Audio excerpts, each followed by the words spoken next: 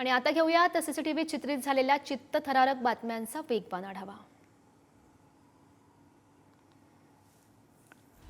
मंडळी, मोठ्या शहरांमध्ये भटक्या कुत्र्यांचा सुळसुळाट मोठ्या प्रमाणात पाहायला मिळतोय।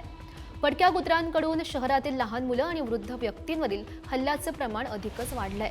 त्यातच आता तामिळनाडूच्या एका शहरात रात्रीच्या वेळी घराबाहेर उभ्या केलेल्या स्कूटीवरील झाकलेला कव्हर 3 भटक्या कुत्र्यांनी फाडून टाकला आणि नंतर स्कूटीवरील शीट कुरतडून टाकलं। त्यामुळे नागरिक भटक्या कुत्र्यांमुळे हैराण झालेले आहेत। या कुत्र्यांचा बंदोबस्त करावा अशी मागणी त्यांच्याकडून केली जाते।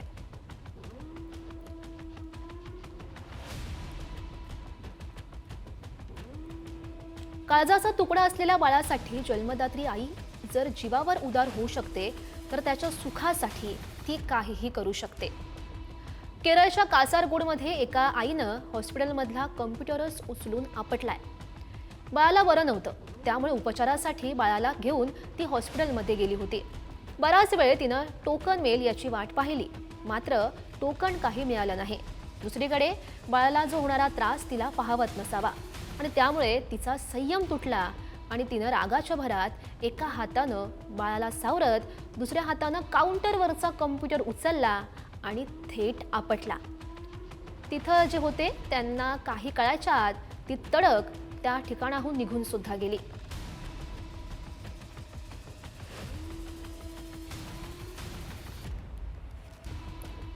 गावगुंडांना कुणाशीही भांडण करायला कुठलंही कारण पुरेसं असतं।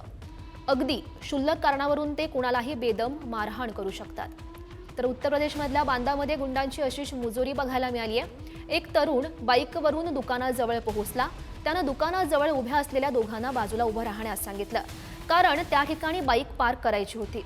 पण बाजूला उभं राहण्यास सांगणं त्या गुंडांना इतकं अपमानजनक वाटलं की त्यांनी त्या तरुणाला मारहाण करायला सुरुवात केली। इतक्यावरच ते काही थांबले नाहीत, तर त्यांनी सोबत आणलेल्या चाकूचे वारही त्याच्यावर केले।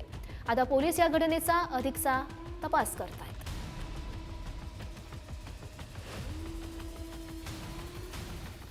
Thank you.